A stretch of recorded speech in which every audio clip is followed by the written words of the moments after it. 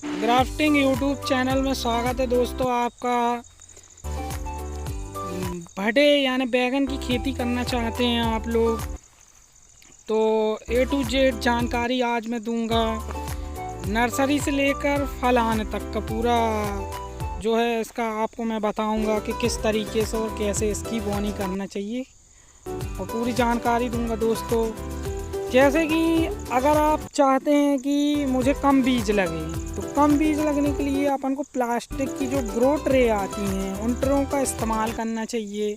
उस ट्रे से ये फ़ायदा होता है कि बीज अधिक महंगा होता है तो एक एक बीज ही डालेंगे अपन खांचे बाई खांचे में जो बने हुए होते हैं उसमें एक एक बीज ही डालेंगे। तो ट्रे का ही इस्तेमाल करना चाहिए किसान साथियों। जैसा कि आप देख रहे हैं इसमें वीडियो में, तो ये मैं जो बता रहा हूँ इस विधि से अगर आप खेती करते हैं तो बहुत अच्छा लाभ मिलता है। इसमें अपन को अच्छा फ़ायदा होता है और बीज की कॉस्ट भी कम पड़ती है और बीज का लाभ मिलता है अपन को। इसके अंदर जो जड़ें रूट्स आती हैं वो रूट्स जो हैं अच्छे आते हैं। क्यों अच्छे आते हैं कि उसमें जो है आपकी एक समझ लो 1 एकड़ की बैगन की खेती के लिए लगभग 25 किलो जो है आपको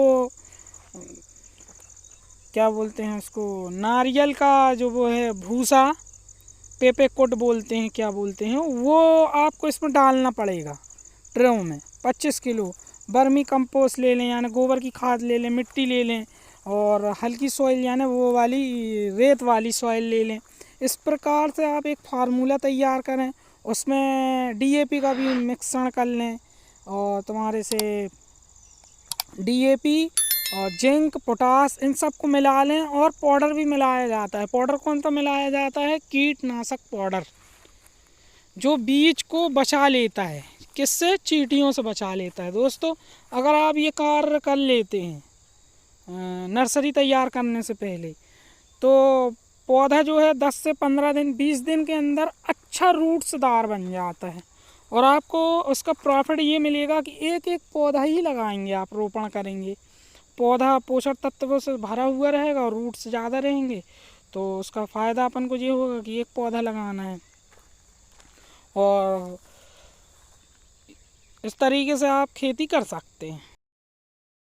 ह्यूमन एसिड का अगर प्रयोग करेंगे तो किसान साथियों नर्सरी में अच्छी बढ़ोतरी, जब 3-4 इंच की नर्सरी रहती है अपनी तो उसको 5-6 इंच तक ले जाने के लिए ह्यूमन एसिड का स्प्रे कर दें आप, जिसमें उसमें कीट वगैरह ना लगें और उस दवा का इस्तेमाल करके आप अपनी नर्सरी को बचा सकते हैं।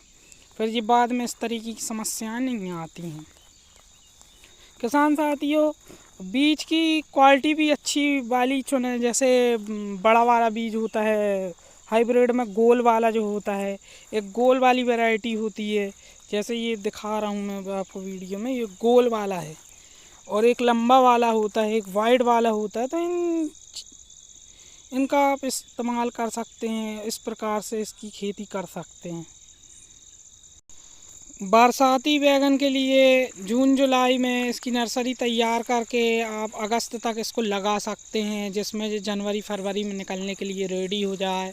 आपको इसमें मार्केट रेट भी मिलने लगता है। अगर आप गर्मी के लिए करना चाहते हैं तो जनवरी फरवरी में पहले ही नर्सरी तैयार कर लें।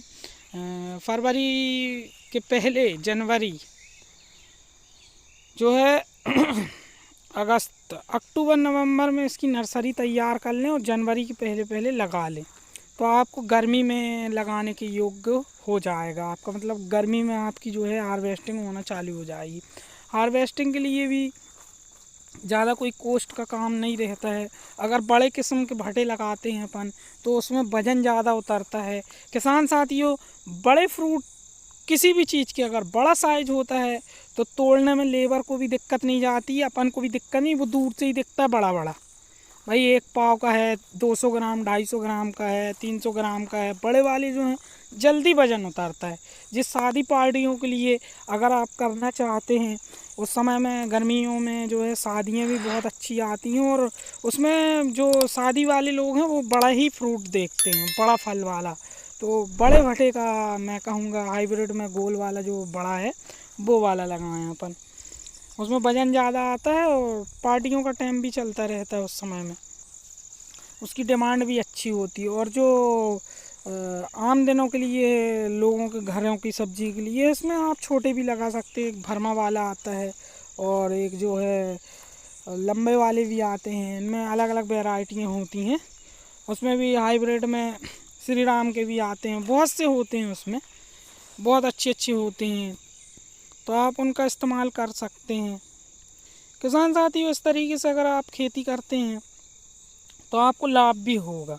जैसे जी एक भाई ने लगाया हुआ है, मैं थोड़ा शाम हो गई थी तो मैं गया था यहाँ पे, तो जल्दी जल्दी मुझे शूट करना पड़ा। पौधे की दूरी लगभग किसान साथियों 1 से 1.5 फुट रखना चाहिए और बेड से बेड की दूरी 4 से 3 फुट, अधिकतम 5 फुट रखी जाती है। अब बैगन कौन सा है आपका? अगर गोल वाला बड़ा बैगन है तो उसके लिए दूरी लगभग जो है आपकी 4 से 5 फुट होगी और पौधे से पौधे की दूरी 2 से 3 फुट की पर फुट जो है पौधा लगेगा और लाइन से लाइन की दूरी 5 फुट रहेगी। इस प्रकार लगा सकते हैं आप। ये मल्चिंग पेपर में आप जो है अगर इस तरीके से करते हैं निंदाई उड़ाई से, इससे खर्चा बचता है और ड्रिप इरिगेशन के माध्यम से जो खेती आसान हो जाती है। और जो पथरीली ज़मीन है इसमें ज़्यादा मिट्टी नहीं है, गोल वाले पत्थर यानी लाल मिट्टी में जो बैगन की खेती लगी हुई है। बहुत अच्छा फार्म है ये, भैया का फार्म देख के मुझे बहुत अच्छा लगा। पौधे से पौधे की दूरी अगर आप 3 फीट रखते हैं और बेड से बेड की दूरी अगर आप 5 फीट रखते हैं तो लगभग इसमें 3200-3300 पौधे आ जाएंगे। और जैसे कि अगर आप इसमें 1 फुट यानी पौधे से पौधे की दूरी 1 फुट और लाइन से लाइन की दूरी 3 फुट या 4 फुट रखते हैं, ज़्यादा से ज़्यादा 3500-4000 पौधे लाभ हैं। क्योंकि बैगन की खेती मुझे बहुत अच्छी लगी।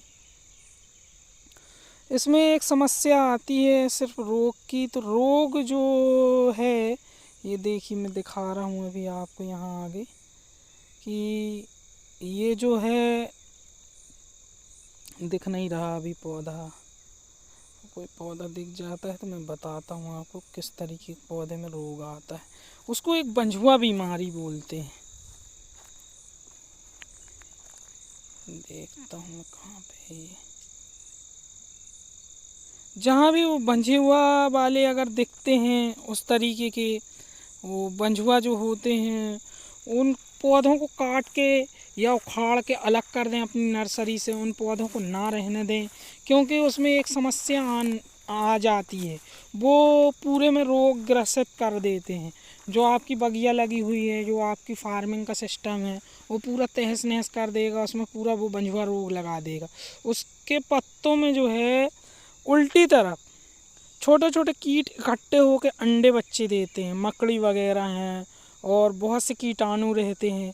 वहाँ पे ठंड से बचने के लिए या बारिश से बचने के लिए पत्तों के अंदर घुस जाते हैं उल्टे तरफ, तो उसमें बंझुआ रोग आ जाता है, तो वो फिर बीमारी फैलाते हैं। इसलिए उन पौधों को मेहरबानी करके आप निकाल के फेंक दें। ये ना देखें कि हमारे 10-5 पौधे ख़राब हो रहे हैं। किसान साथियों, ये हकीकत है फार्मिंग की। फार्मिंग में ऐसी बहुत सी चीज़ें हैं जिनका छोटा छोटा अगर ध्यान रखें अपन तो बड़े नुकसान से बच सकते हैं। क्योंकि एक बार क्या हुआ था, मैंने लगाया था बैगन लगाया और लगभग 7 पौधों में उसी तरीके की बीमारी थी और मैंने कहा इतने फले हुए पौधे हैं और बड़े बड़े पौधे थे मेरे, तो मुझे बड़ा अजीब सा लग रहा था कि यार इनको क्यों उखाड़ूं। ऐसा कुछ नहीं होता, मैं अपनी रियल बता रहा हूँ। मैंने उनको रहने दिया और लगभग वो 1200 पौधे करीब थे। उन पौधों में पूरे में जब मैंने 1 हफ्ते के बाद देखा तो लगभग 600 पौधे ग्रसित हो गए थे उससे। तो इसलिए मेरा तो कहना है 8-10-5 पौधे जो भी इस तरीके के दिखते हैं, आम भाषा में हमारे गांव की यहाँ भाषा में उसको बोलते हैं बंझुआ बीमारी, जबकि हकीकत में वो वैज्ञानिक तरीके से अंडे बच्चे देने के लिए जो मकड़ी वगैरह होती हैं, चिड्डे वगैरह जो फुदला फुदली होती हैं, क्या बोलते हैं उसको, माहू वगैरह, ये सब वहाँ पे पीछे अंडे देती हैं ठंड या बारिश से बचने के लिए। तो उसके कारण ये रोग हो जाता है और वो धीरे धीरे पूरे में फैल जाता है। तो उसका एक ही इलाज है मेरे हिसाब से तो, और बाकी कोई इलाज नहीं है। और जैसा ही वो दिखता है उसको निकाल के बहुत दूर नष्ट कर दिया जाए, वो आसपास में फेंकने के लायक भी नहीं रहता। उसको नष्ट कर दिया जाए अपने फार्म से लगभग उसको 1 किलोमीटर दूर ले जाकर फेंक दो, अगर उन बीमारियों से बचना है तो। ऐसे अगर आपके 100-50 पौधे हो जाते हैं तो उसको निकाल के फेंकने में कोई हर्ज नहीं है, और थोड़ी बहुत नर्सरी तैयार रखें जो वो उस जगह में फिर से नया शिफ्ट कर दें। तो इस तरीके से किसान साथियों आप कर सकते। 55 से 58 दिन में फर्स्ट हार्वेस्टिंग हो जाती है, और इसको कर ही लेना चाहिए 55 से 65 दिन के भीतर जो है इसकी फर्स्ट हार्वेस्टिंग कर लेना चाहिए किसान साथियों। इसमें एक चीज़ और है कि जैसे अपन इसकी खेती कर रहे हैं तो इसमें थोड़ा सा लेबर का एक बेस्ट विकल्प है कि आपके पास अगर लेबर उपलब्ध है तो इसकी खेती करें, वरना थोड़ा विचार करें। और मेरा तो ये कहना है लेबर के साथ साथ बड़े बैगन जो होते हैं उसमें ज़्यादा लेबर नहीं लगती है और तोड़ाई जल्दी हो जाती है। 1 एकड़ में लगभग 2-3 लोग काफ़ी होते हैं, 3 लोग 4 लोग 5 लोग भी अगर हो जाते हैं, एक खुद किसान हो जाता है, 1-2 घर उनके 1-2 लेबर लेके वो तोड़ सकते हैं, दिन भर में इसकी तोड़ाई हो जाती है। फर्स्ट है हार्वेस्टिंग 55 से 65 दिन के अंदर कर लें। 10 रुपये से लेके 40 रुपये प्रति किलोग्राम के हिसाब से भी ये मार्केट में बिकता है। मार्केट भाव जैसे अगर मार्केट में कम माल आया है और कम किसानों ने लगाया है तो हो सकता है कि आपको अगर किस्मत अच्छी है तो 40 रुपये प्रति किलो के हिसाब से होलसेल रेट मिल जाए, 30 रुपये मिल जाए, 20 रुपये मिल जाए, लेकिन 10 से कम नहीं रहता। ये 10 चलेगा ही चलेगा, चलता रहेगा, 10 10 10 चलता ही रहता है, महंगाई के हिसाब से होता है। इस तरीके से अगर किसान साथियों इसकी खेती करते हैं तो 80 से 85 टन तक का उत्पादन दे सकता है ये, अगर व्यवस्थित तरीके से इरिगेशन मतलब जो ड्रिप माध्यम से अगर आप शेड्यूल तरीका अपनाते हैं खाद बीज दवाई का और अच्छे से इसका देखभाल करते हैं तो 80 से 85 टन का लगभग आपको इसका उत्पादन मिलेगा। 10 रुपये किलो से भी अगर आप इसको बेचेंगे और 80 टन का जो लगभग आपका 7 लाख रुपए बनता है 10 रुपये किलो से। और ये 8 से 9 महीने की फसल, 7 से 8 महीने की फसल, ये बीज की क्वालिटी के ऊपर है आप किस तरीके का बीज इस्तेमाल कर रहे हैं। उसमें भी एक चीज़ है, जैसे आपकी ये फसल डाउन चली गई यानी आप सूखने की कगार पे हैं, तो इसमें आप क्या कर सकते हैं किसान साथियों, जैसे कि बरबटी होती है, अब बारिश आ गई, अब आपको जुताई जलाई नहीं करना है तो आप इसमें बरबटी वगैरह जो है बरबटी लगा दें, खुचाई करवा दें लेबर से, तो इसमें आपको अच्छी फसल बरबटी की मिल सकती है। जैसे आप नहीं करना चाहते तो आप गिलकी की फसल ले सकते हैं, यानी तुरैया लगा दें इसके ऊपर, तो इसमें ज़्यादा वो नहीं लगेगा आपको कि तुरैया की बोला चढ़ाना है, तुरैया की बोला खुद ब खुद चढ़ जाएगी। जहाँ ड्रिप सिस्टम है वहीं पे आप बीज जो है इसकी रोपाई कर दें, या वही पॉलीथीन वाला सिस्टम जैसे अपनी ट्रे वगैरह में उगा कर अगर ट्रांसपोर्ट कर देते हैं तो और अच्छा रहता है। किसान साथियों इनसे क्या है अपन को डबल फसल मिल जाएगी, दोबारा उस बेड को ना ही तोड़ना पड़ेगा आपको, फिर से एक बार इसकी फसल मिल जाएगी, आप फिर से दूसरी नर्सरी तैयार कर लें और फिर जुताई मुताई करके अपना उसको फिर से जैसे टमाटर की लेना चाहते हैं या गेंदा की लेना चाहते हैं या आप बोनी करना चाहते हैं तो इस माध्यम से आप कर सकते हैं।